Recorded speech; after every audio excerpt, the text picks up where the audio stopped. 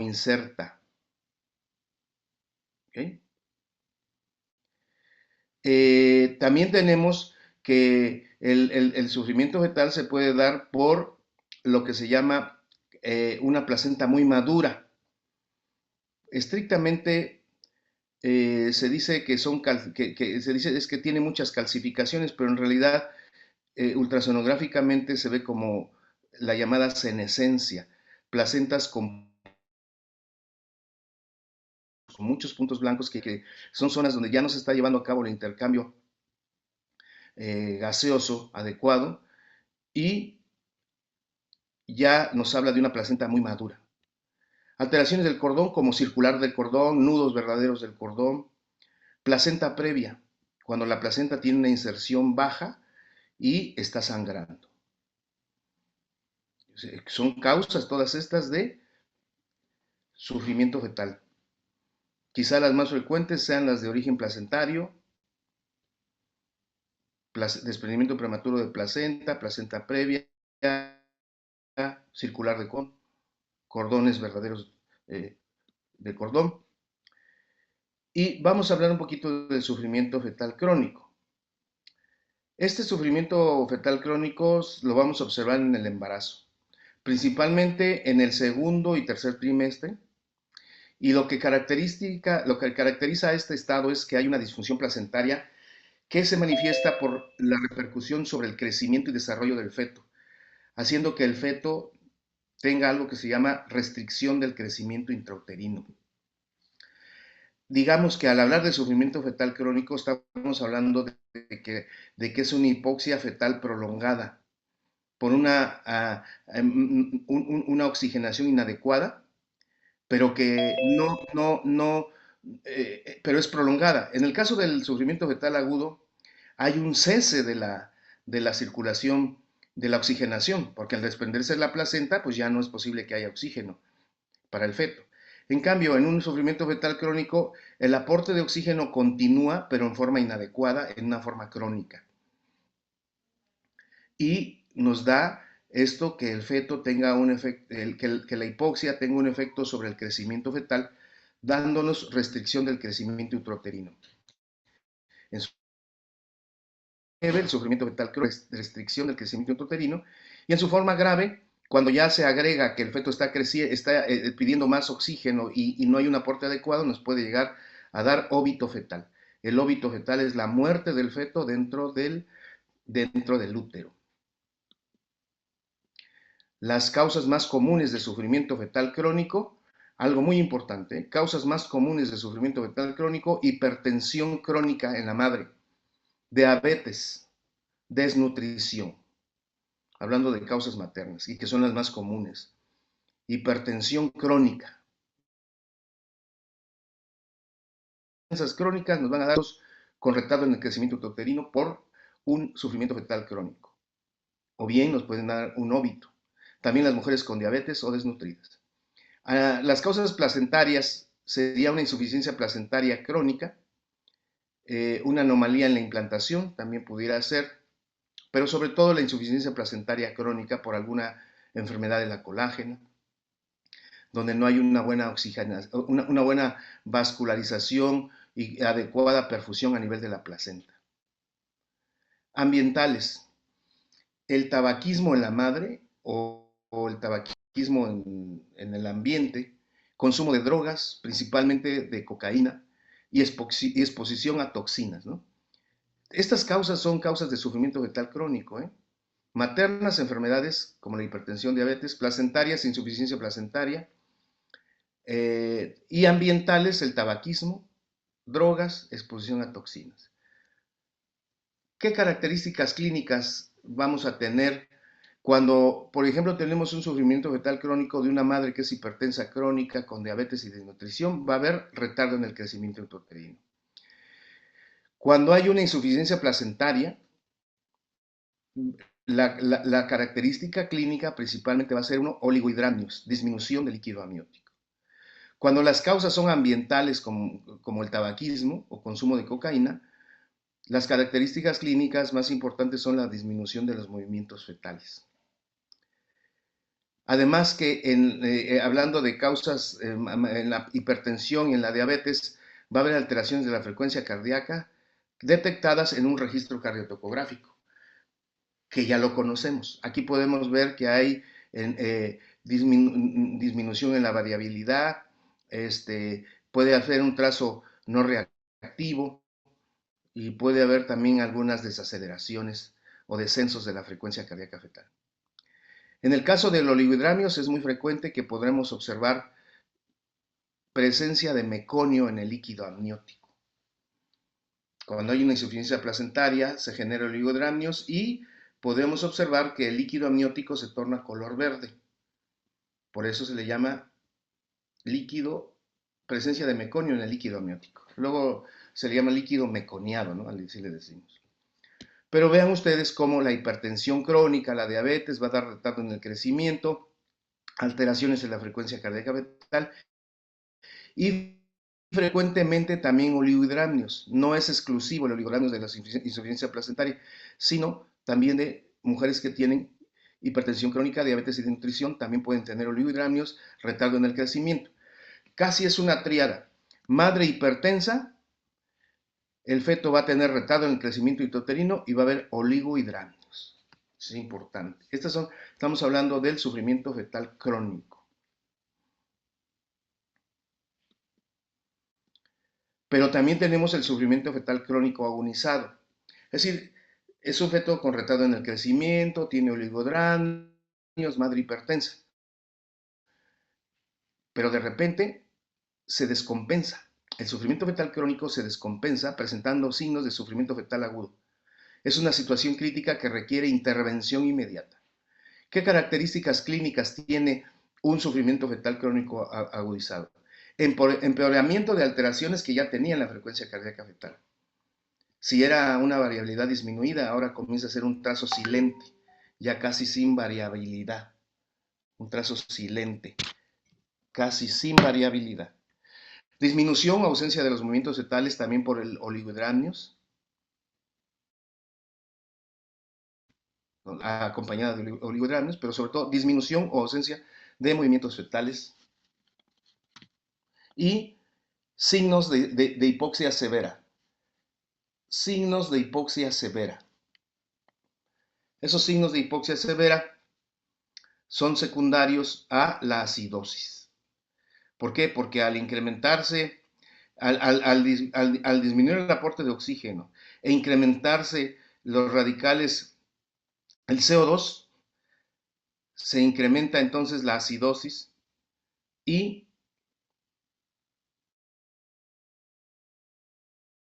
secundario a la hipoxia severa. Entonces, estas serían las características de un sufrimiento fetal crónico agudizado. En un sufrimiento fetal agudo va a haber alteraciones de la frecuencia cardíaca rápidas, disminución de los movimientos quizá rápidos y indiscutiblemente hipoxia severa y acidosis. Aquí vemos que a un sufrimiento fetal crónico que ya tenía alteraciones de la frecuencia, que tenía algún retardo en el crecimiento fetal crónico agudizado, en el crecimiento fetal, como aquí lo habíamos visto, retardo en el crecimiento, oligohidramios, disminución de movimientos fetales, podemos tener en el sufrimiento crónico. Y las causas comunes, maternas, hipertensión, ambientales. Entonces, un sufrimiento fetal crónico nos va a dar retardo en el crecimiento, oligohidramios y disminución de movimientos fetales. Alteraciones en la frecuencia cardíaca, no tan severas, pero ya hay alteraciones, y presencia de meconio en el líquido amniótico. Y cuando se agudiza, se empeoran las alteraciones de la frecuencia, hay disminución o ausencia de movimientos fetales y signos de hipoxia severa y acidosis, que serían ya pues alteraciones ya en la frecuencia cardíaca y si pudiéramos hacerle ya una oximetría del cuero cabelludo, encontraríamos alteraciones de acidosis. Sin embargo, pues lo que tenemos para hacer el diagnóstico del sufrimiento fetal agudo, al ser secundario a una alteración en el intercambio materno-fetal, el CO2 disminuye, hay hipoxia tisular, se echan a andar mecanismos compensatorios como la glucólisis anaeróbica, que va a dar como resultado la producción de ácido láctico, Se incrementan los hidrogeniones y lo que esto origina es acidosis metabólica, con lo cual disminuye el pH. Alteración en la llegada de oxígeno y salida del CO2 altera funciones enzimáticas, consume las reservas de glucógeno. Así es que hay alteraciones en el metabolismo del potasio. Daño hístico.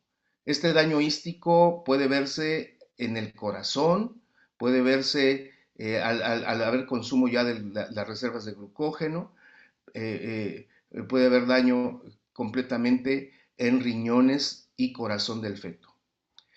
El incremento del CO2 nos va a dar una hipercapnia. Esto nos va a incrementar el ácido carbónico y el incremento de hidrogenio y nos va a dar una acidosis respiratoria, daño tisular directamente.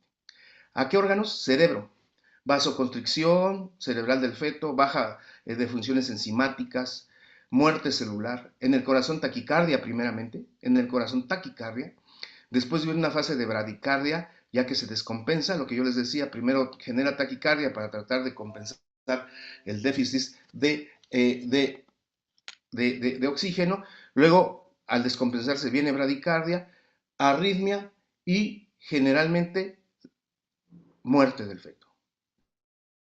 A nivel del pulmón, vasoconstricción respiratoria, hipoperfusión renal, insuficiencia renal. A nivel intestinal, relajación del intestino, hipermotilidad. Al relajarse el intestino y haber hipermotilidad, hay expulsión del contenido intestinal y lo que contiene en el feto es meconio. El meconio es el efecto de los ácidos biliares sobre el contenido intestinal, que son células de descamación, pelos y células de descamación. No hay una materia fecal, se tiñe de verde.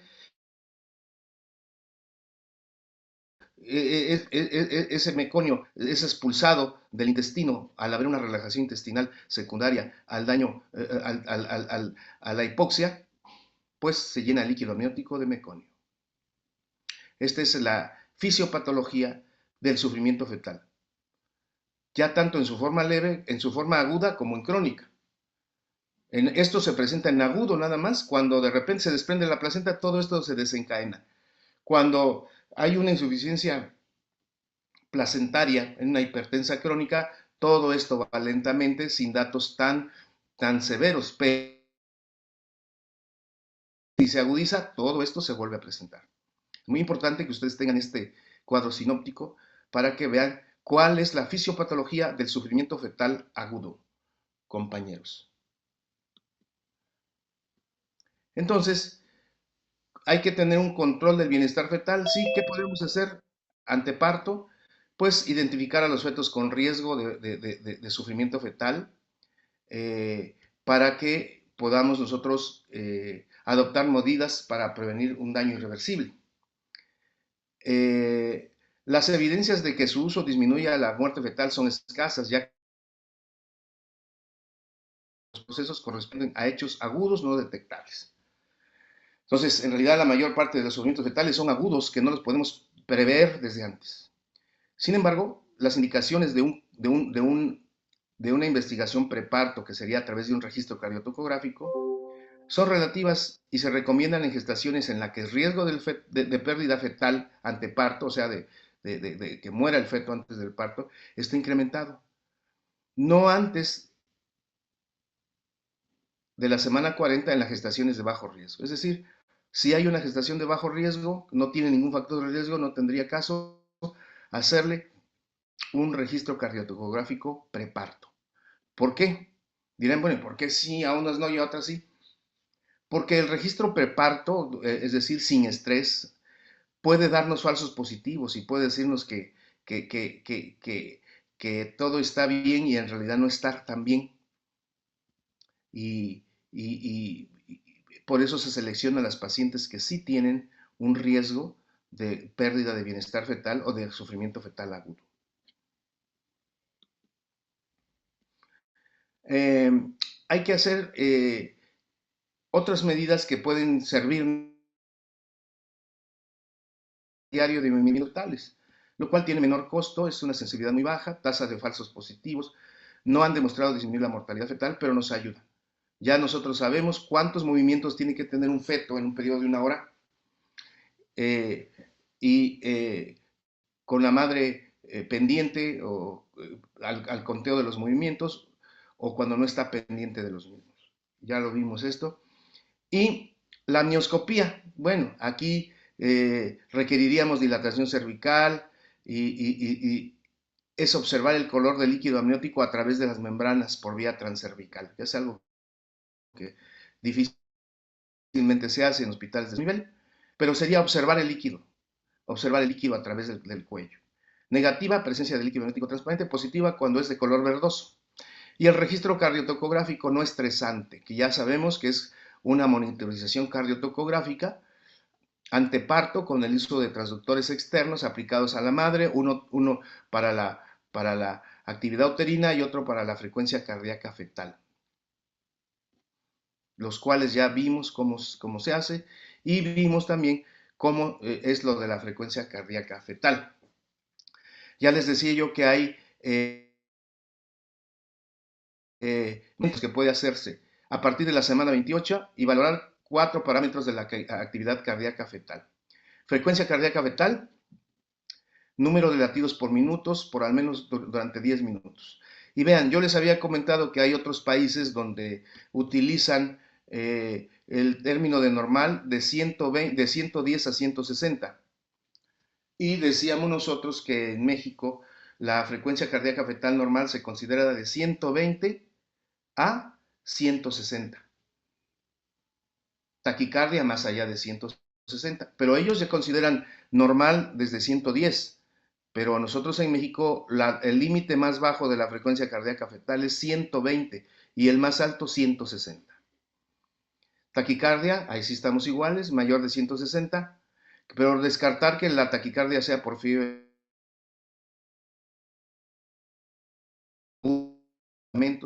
Bradicardia, cuando es de menos de 120 latidos por minuto para nosotros en México. Por eso aquí quiero que le pongan 120 latidos por minuto y acá 120 a 160. Vean ustedes cómo esto es del American Journal del 2023. Y es que en otros países así se maneja, ¿no? Puede ser producida por hipoxia fetal la bradicardia, pero también por algunos medicamentos como beta bloqueadores, anestésicos. La hipoglicemia o el sueño fetal también la puede dar. Y una bradicardia es de peor pronóstico que una taquicardia.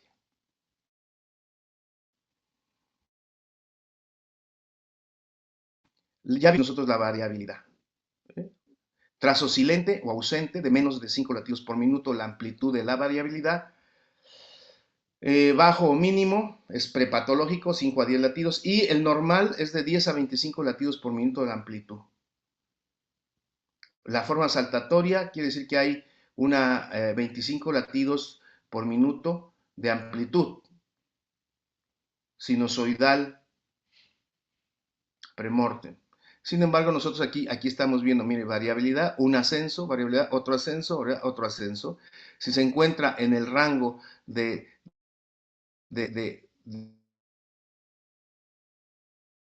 este rango de 10 a 25 latidos por minuto de amplitud, estaría en rangos normales.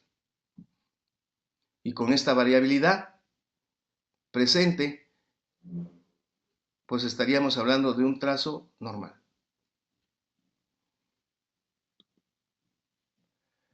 Ya vimos lo que son los ascensos, los descensos, los DIP 1, los DIP 2. Está muy bonito aquí como lo tienen, por eso yo les digo que hagan una captura de pantalla para que los puedan tener. El registro estresante es cuando ya utilizamos oxitocina, también y sirve para administrar oxitocina y ver que las contracciones, si no generan un estado preocupante en el feto, o un registro no tranquilizador en el registro cardiotocográfico. Los resultados del registro cardiotocográfico pueden ser reactivo o no reactivo, pero hay una clasificación actual que nos habla de que pueda ser también eh, eh, un, un, un, un, resultado en el cual por ejemplo, tranquilizador, que sería el normal, y no tranquilizador, que sería el anormal. Tranquilizador, que sería para cuando el registro cardiotocográfico el resultado es reactivo. Reactivo o tranquilizador o tipo 1. El otro resultado sería no reactivo, no tranquilizador o tipo 2. El perfil biofísico es una manera también de poder establecer los riesgos del feto de tener sufrimiento fetal. ¿Cuál es su estado de bienestar fetal? Consiste, aunque no vamos a hacer nosotros perfil biofísico, pero vamos a ver que alguien nos los lea, por favor.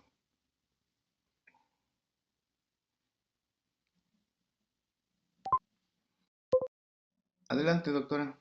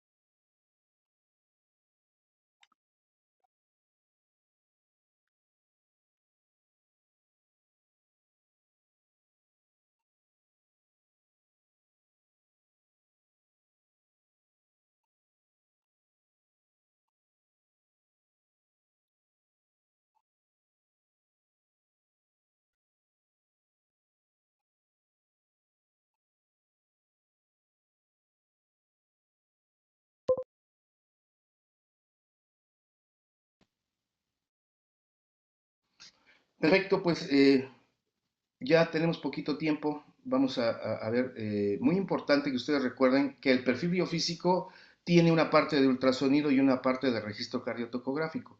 En el ultrasonido evaluamos movimientos fetales, tono fetal, movimientos respiratorios y volumen de líquido amniótico. Y en la cardiotocografía nos va a servir para la frecuencia cardíaca fetal.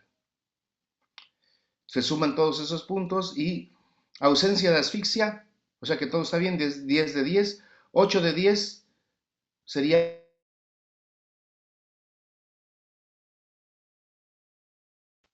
si tenemos 8 puntos con líquido amniótico normal, sería entonces ausencia de asfixia. 8 de 8, sin test no estresante, o sea que la frecuencia cardíaca fetal está normal, todavía es ausencia de asfixia. Pero 6 ya nos da algo que se llama equívoca, pues revaloración en 24 horas, y ya menos de 6 es que hay alguna alteración fetal. Esos son los resultados de, digamos que hasta 8 es normal, pero ya menos de 8, 6 ya es anormal, se tiene que repetir, y menos de 6 ya hay un diagnóstico. 8 todavía es normal. Bueno, pues nos vemos mañana, compañeros, para continuar un poquito con esto del sufrimiento fetal agudo y, y fetal crónico y fetal crónico agudizado. Ah, perfecto. Mañana nos vemos, mañana nos vemos en el salón. Hasta mañana, Sí, doctor. doctor, hasta Gracias. mañana. Tengan buen día y feliz año a todos, a todos, a todos, a todos. Igualmente, doctor, feliz año. Hasta luego, hasta luego. Que